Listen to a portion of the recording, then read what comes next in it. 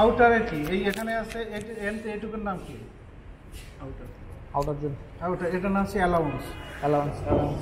হ্যাঁ, এইখান থেকে তোমার মার্ক যেটা হবে, মার্কের বাইরে যেটা থাকে অ্যালাউন্স হবে, ওটার নাম হচ্ছে অ্যালাউন্স। অ্যালাউন্স কেন? হ্যাঁ, যদি এক্সপ্রেস হয় মানে বোঝার জন্য আর কি নাকি? অনেক সময় ফ্যাব্রিক কাটার পরে ট্রিটমেন্ট করলে এটা রোপ হয়ে যায়। বিশেষ করে ওভেন অতটা হবে না, কিছু হবে, নিট হলে অনেক বেশি হবে। যদি রোপ হয়ে যায়, দড়ির মতো হয়ে যায়, তুমি মেজারমেন্ট করবা কীভাবে? তখন কি টান টান করে দড়ি করবা? নো, কারণ এটা টেস্ট করার পরেও কী করতে হবে, মানে অ্যাজ পার রেসিপি অনুযায়ী টেস্ট করবা। টেস্ট করার পরে এটা ওই যে ট্রিটমেন্ট কিসে হবে, পানির মধ্যে হবে। হওয়ার পরে এটা স্কুইজ করতে হবে কীভাবে? এই যে হাতে চাপ দিয়ে, কিন্তু এইভাবে করা যাবে, এইভাবে করা যাবে না, এভাবে চাপ দিয়ে করতে হবে, প্রেস করে। এভাবে যদি করো তাহলে এটা এক্সটেনশন হয়ে যাবে। চাপ দিয়া এটা পানিটা করবা, নিংড়ানোর পরে একটা মেশিনের মধ্যে, এটা হ্যাং করা যাবে না কখনোই, শুকানোর জন্য হ্যাং করা যাবে না। একটা ড্রায়ারে, একটা টাম্বল ড্রায়ারে নিয়ে এটা কী করবা, শুকাবা। টাম্বল ড্রায়ারে রিসাইকেল হবে, টাম্বল ড্রায়ারে নিয়ে শুকাবা। শুকানোর পরে এটা তুমি যদি ইনস্ট্যান্ট যদি মেজারমেন্ট করতে চাও তাহলে কি করতে হবে, কিছু সময় ফ্যানের নিচে রেখে দিতে হবে, এটা ময়েশ্চারের জন্য। কন্ট্রোল বোঝা যাচ্ছে? কন্ডিশন রুমে তো করতে হয়, এখানে কি ময়েশ্চারটা কি করবে, ফ্যাব্রিকের ডাইমেনশন স্টেবিলিটি ভেরি করে। যখন ময়েশ্চারটা তোমার কি হবে সঠিক, ওই ফ্যাব্রিকের যেটা আছে, যখন এটা আসবে তখন তোমার মেজারমেন্টে যাবা। টাম্বল ড্রাই, এরপরে কি করলে? টাম্বল ড্রায়ারে ড্রাই করবা। ড্রাই করার পরে ময়েশ্চারটা ঠিক করার জন্য একটু ফ্যানের নিচে রেখে দিবা, যদি এসি রুম হয় বেস্ট। আর না থাকলে ফ্যান চালায় ফ্যানের নিচে রেখে দেবা। বসলা 5 মিনিট বসলা, 5 মিনিট পরে তুমি মেজারমেন্ট করবা। মেজারমেন্ট করে তারপরে যে ক্যালকুলেশনটা আছে, যেহেতু এখানে কি হবে, শ্রিঙ্কেজ কি হয়, ফ্যাব্রিকের ডাইমেনশন স্টেবিলিটি কি মাইনাস হবে না? মাইনাস হবে, কিন্তু শ্রিঙ্ক যদি শ্রিঙ্ক করলে মাইনাস হবে। শ্রিঙ্ক যদি বলি তাহলে অবশ্যই মাইনাস হবে। তাহলে ক্যালকুলেশনটা কি হবে, after minus before divided by before into 100। Calculation করে যা হবে দুটো ডিরেকশনে আসবে। ফার্স্ট হচ্ছে ওয়ার্ক সমান এত পার্সেন্ট, হ্যাঁ। সেকেন্ড হলো ওয়েভ সমান এত পার্সেন্ট। সাধারণত কোনটাই বেশি হয়, ওয়ার্কে বেশি হবে। তারপরে দেখো এখানে তোমরা এই কাজ করে দেখো কোনটাই বেশি হবে, কম বেশি হবে। মানে এটা অত বেশি না, ফ্যাব্রিকের সাথে এটা ফ্যাব্রিকের তোমারই করবে।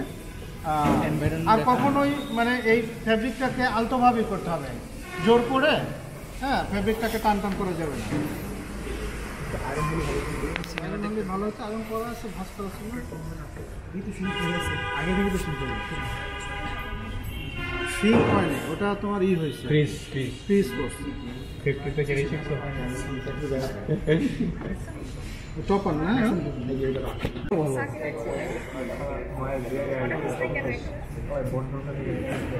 এখানে 50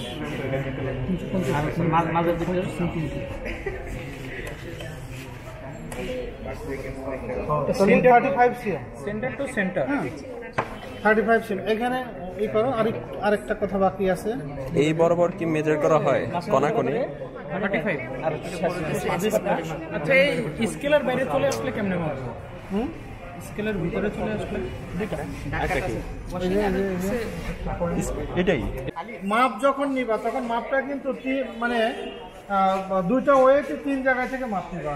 একটা এই পাশ থেকে নিবা, একটা এই পাশ থেকে নিবা, ওকে মাঝখান থেকে নিবা, কারণ আঁকা বাঁকা হয়ে যেতে পারে। তখন এই 3টাকে এভারেজ করবা, মানে এভারেজ করবা। এইটা একটা, এটা একটা, এটা একটা, হ্যাঁ। আবার এই দিক থেকে একটা, এটা তো ওয়ার্ক ডিরেকশন নিলা, এটা ওয়েভ। হ্যাঁ, মেনশন করা আছে। এটা লাগবে না, এইটা বুঝবি না, ওয়ার্ক মেনশন করা আছে। ডাক্তার এটা গ্রিন লাইন বলে না? হ্যাঁ, গ্রিন লাইন নাকি গ্রিন লাইন বা ওয়ার্ক? আবার লিখতেছি, কত বড় সাহস! আরে বাবা, কি লিখেছি? আবার ওয়েভ ডিরেকশনে করতে হবে 3টা। আচ্ছা শোনো, এখন আরেকটা ক্যালকুলেশনটা কিভাবে করবা? কোনাকুনি কি মাপা হয় না? না, কোনাকুনি মাপতে হবে না। এই তুই মাপে আরেকটা স্ট্যান্ডার্ড দরকার। এখন সলিউশন কতটুকু নিবা, কিভাবে নিবা? এই যে রেসিপি, এটা ওজন করতে হবে না? ওজন করা যায় না, করা যায় নাকি? এটা যদি জিএসএম জানতাম তাহলে এটা তো ওজন ছাড়াও করা যাবে। এখানে কি বলছে লিটারে কত কত 1:50 1:50। তো ওকে, তোমার ডিটারজেন্ট কতটুকু? 2 গ্রাম পার লিটার। তো 1 লিটার পানি যদি নেই, 1 লিটার পানির মধ্যে 2 গ্রাম দিলাম, দেওয়ার পরে এটা সলিউশন তৈরি করার পরে এটা ওয়েট দিলাম, এটা ওজন যদি তোমার মনে করো 20 গ্রাম হয় তাহলে কত? 20 কত? 1000। হ্যাঁ, তাহলে 1000 পুরোটা নিয়ে নেবে। অথবা এটার ওজন যদি 15 হয় তাহলে 15 ইন্টু হলো তোমার 50, 7.5। ওই ওখান থেকে তুমি 750 নিয়ে গেলে হয়ে গেল। ক্যালকুলেশনে তো একটা প্যারা আছে। স্টক সাধারণত টেস্টে আমরা এইভাবেই করি, অ্যাকুরেসি করার জন্য। এখন না বড় স্যাম্পল আছে, যখন তুমি 10 × 4 সেন্টিমিটারের স্যাম্পল যখন করবা, কালার ফার্স্ট টু ওয়াশ করবা, তখন এটা তো মানে চলে আসবে, অল্প আসবে। যার কারণে ওটা ক্যালকুলেশন করে মানে সলিউশনটা নিলে একটু ফিকশন হয়ে যায়। যার কারণে নিয়ম হলো যে তুমি সলিউশন একটা স্ট্যান্ডার্ড মানে পার লিটার হিসেবে সলিউশনটা নিলা, নেওয়ার পরে এখানে যখন ওয়েট দিবা তখন তো মিলিলিটারটা চলে আসবে, M/L রেশিও। তো কত মিলিলিটার আছে ওই 1000 যেটা করছো ওখান থেকে তুমি নিয়ে নিবা, তোমার যতটুকু লাগবে, এটা হয়ে গেল। তাহলে নাও এই যে আছে বড় যে স্টিলের মাগ আছে না, ওরা নিয়ে এখানে হইতেছে আসলে কি করা হয়েছে, ফার্স্টে যে দাগ দেওয়া হয়েছিল স্পাইরাল টিপ মেজার করার জন্য, ওই দাগ দেওয়া ফ্যাব্রিকটা এখন ওয়াশ করা লাগবে, ওয়াশ করে ড্রাই করে তারপরে হচ্ছে আবার মেজার করা লাগবে শ্রিঙ্কেজ বের করার জন্য। ওই মেজারমেন্টটা করার জন্য কি লাইনগুলো দিয়ে রাখছি? হ্যাঁ, মেজারমেন্ট করার জন্য ওয়ার্প ওয়েস কি বলে, মানে আবার ওই সেম বরাবর আবার স্কেল বসাবো। ওয়ার্প আর ওয়েভ বরাবর মেজার করার জন্য দাগ দেওয়া হয়েছে, এটা 30 মিনিট না শ্রিঙ্ক হওয়ার আগে আর পরে যাতে বোঝা যায়। চেষ্টা করেছিলাম যেভাবে আছে, এখন ওইটার থেকেই ওটা তো আলাদা এক্সপেরিমেন্ট হবে মনে হয়। এটা করবো হচ্ছে স্পাইরালিটি, মেবি এরকম কিছু বলছে। স্পাইরালিটি হবে হ্যাঁ, স্পাইরালিটি। এখন এই স্পাইরালিটিটা কিভাবে করবে স্যার বলে দেবে। সিঙ্কেসের যে মাপটা ছিল সেই মাপটাই করতে হবে, বাট এটার হচ্ছে কি আমাদের তো যারা কথা সিঙ্গেল একটা পার্ট করছিল, এটা কত ডাবল পার্ট, মানে এটারে আমরা এভাবে ভাঁজ করবো, ভাঁজ করার পরে আমরা সুইংটা করে করবো, আগে মাপটা দিয়ে নেবো ওই ভাগের মধ্যে, মাপ দিয়ে 50 বাহিরেরটা আর ভিতরটা 35 থাকলো, ফোটা দিয়ে দিলাম। এরপরে করবো 3 দিকে সুইং করবো আমরা, আমাদের এইভাবে লেন্থটা মনে করলো একটা লেন্থ একদিকে থাকলো, যে মাথাটা এই মাথাটা ফাঁকা রাখবো, উইথ বরাবর সুইং করবো, এই উইথ দিকে সুইং করবো, আর এই দিকেও সুইং করবো, 3টা সুইং করলে একটা মাথা ফাঁকা থাকলো। এরপর আমরা এটা করবো ওয়াশ, ওই যে সোডিয়াম পারবোরেট ইসি ডিটারজেন্ট এবং সোডা বিভিন্ন ধরনের আছে, মানে স্ট্যান্ডার্ড রেসিপি আছে, ওই রেসিপি অনুযায়ী আমরা ওয়াশিং মেশিনের মধ্যে ওয়াশ করতে হবে। ওয়াশ করার পরে এটা আবার ড্রাই করতে হয়, 2 পদ্ধতিতে ড্রাই করা যায়, একটা হচ্ছে টাম্বল ড্রাই করা যায়, একটা লাইন ড্রাই করা যায়। টাম্বল ড্রাই ওই যেটা ঘুরে যেটা করে আমাদের টাম্বল ড্রাই মেশিন আছে, ওই মেশিনের মাধ্যমে। আর লাইন ড্রাই হচ্ছে কি তারের যে শুকানোর পরে কন্ডিশনিং করে দেন আমাদের এটা এক্সপিটা করতে, মেজারমেন্ট আছে, শুধু মেজারমেন্ট হয়ে যায়, এর হিসাবটা শতকরা কত % হয়ে যায় বুঝতে পারছি কতটুকু। এখন স্পাইরালিটিটা কি, এই যে সুইংটা করছি সাধারণত ওই স্পাইরালিটি ধরাই বলবে সুইং এর জন্য। এই যে আমার পাঞ্জাবি সুইং আছে না, এবারও সুইং আছে না, ওয়াশ করার পরে এই সুইংটা মুসরায় এইরকম হয়ে যায়, অনেকের গেঞ্জি হয় না, এরকম বাঁকা হয়ে যায় বা এরকম হয়ে যায়, এইটি হচ্ছে স্পাইরালিটি। আমার সুদার থেকে কতটুকু সে মুভ করলো, অ্যাঙ্গেল হইল, কতটুকু সে মোচন খাইলো, এটি হলো এক্সপেরিমেন্টের মধ্যে পরীক্ষা করে দেখা হবে। মানে আমরা যখনকার ওই সুইংকে ওয়াশ করার পরে ড্রাই করার পরে যখন টেবিলে ফেললেই বোঝা যাবে কতটুকু সে অ্যাঙ্গেল হয়ে গেছে। সোজা করার পরে আমরা দেখলে বুঝতে হবে, ওইটা পরে হিসাব করে স্কেল আছে না, স্কেলটা মাপলে কত % হাজার কঠিন কিছু না, একটা এক্সপেরিমেন্টে 2টা হয়ে যায়। কিন্তু এখানে তো এক্সপেরিমেন্টের ক্ষেত্রে আলাদা রাখা আছে, ম্যাডাম যে তো করা যাচ্ছে না, কথা বুঝাইতে পারছি। এটা করতে হলো কি, তো তোমাদেরকে আগে স্যাম্পলটা 50 ডাবল করে নিতে হবে। আর বাস্তবতা আমরা উবানবাতি করতেছি, আমাদের বিকল্প নাই বলে আসলে উবানবাতি এইভাবে পুরোপুরি হয় না। এখানে তুমি ওয়াশিং মেশিনে করলে কি হবে, রোটেশন হবে রেগুলার, অনেক সময় রোটেশন হবে পুরো সময়টা। আর ওপেন পাতে দিলে কি খেলে একটু হিট হইল, আর তাছাড়া কিছু হয়, নাহলে হালকা পাতলা একটু আমরা নইলে একটু নাড়াচাড়া করলাম।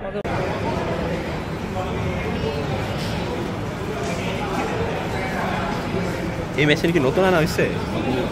নতুন লাগতেছে।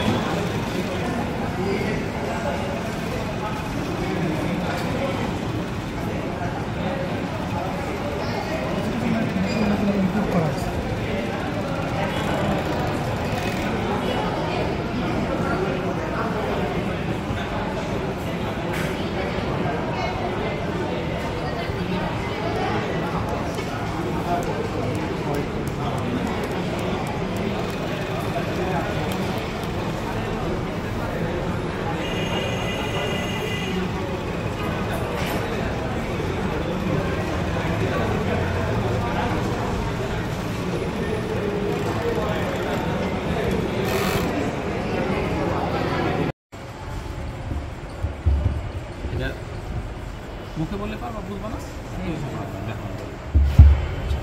এখানে হিসাব করো তো কতটুকু আছে।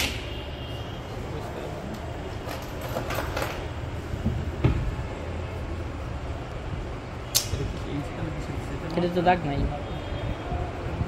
এটা খালি হচ্ছে স্পাইরালিটি। ওটা সিঙ্ক্রেজের, সিঙ্ক্রেজের কত আছে বলো? এটা 4 4.5 আছে, তাই না? হুম আচ্ছা, এটার সূত্রটা হচ্ছে লেন্থ কত আমাদের, এটা 50 লেন্থ বা ওয়াইড কত 50। এটারে আমরা সূত্রটা হচ্ছে এই যে আমরা মানে মোচক থেকে সুইং থেকে কতটুকু আমাদের দূরে চলে গেছে এটার মেজারমেন্টটা করবো। এটা কত তাহলে 4.5 ভাগ করবো 50 দ্বারা ইন্টু 100। আর তুমি হিসাব করো, ক্যালকুলেট করো। এই তো যে 50 তো এই দাগ পর্যন্ত ছিল, এই যে এই দাগ পর্যন্ত। তো একই কথা, না, না, তুমি 50 মানে কত বিফোর লেন্থ কত যেভাবে করতো 50, এদিকেও লেন্থ 50, এদিকেও লেন্থ কত 50, না, একটু না, মানে মানে বিফোর হচ্ছে লেন্থ এই দাগ পর্যন্ত, দাগের পরে আবার একটু এক্সট্রা আছে, দাগের পরে একটু। সেটা আমাকে বলা আছে স্যার। দাগে তাহলে একটু কম হবে আর কি। হ্যাঁ, দাগ পর্যন্ত আর কি, তাহলে এদিকটা মেজার বাসে মেপে আসছি, দেখো তো 4 আসছে, বাসে মেপে আসছি 4, আরেক পাশে আছে 5। ঠিক আছে। ফ্যাক্টরি যেটা করে এটা হচ্ছে অ্যাভারেজ করে আমাদের শিখিয়েছে। হ্যাঁ অবশ্যই দুইটা করে average তাহলে করে। এভারেজ করলে 4.5 হবে।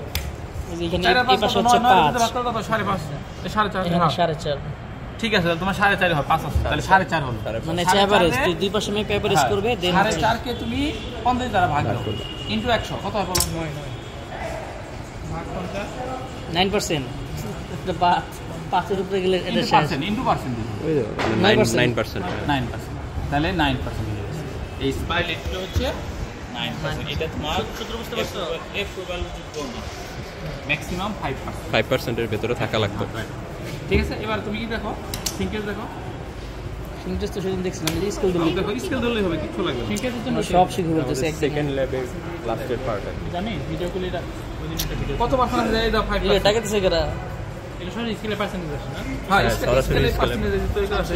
এটি কম এই যে আসছে তাই পুরো না? 5, এটা পুরো 5, হ্যাঁ কম খাপি তো, খাপলে পরে তোমার মাইনাস। এর আগে মানে স্পাইরালিটির জন্য, এই সিঙ্কেজের জন্য যেটা করছিল ওটা ওটা আসলে কম বাড়ছে। হ্যাঁ, বাড়ছে, ওটা তাহলে তোমার প্লাস।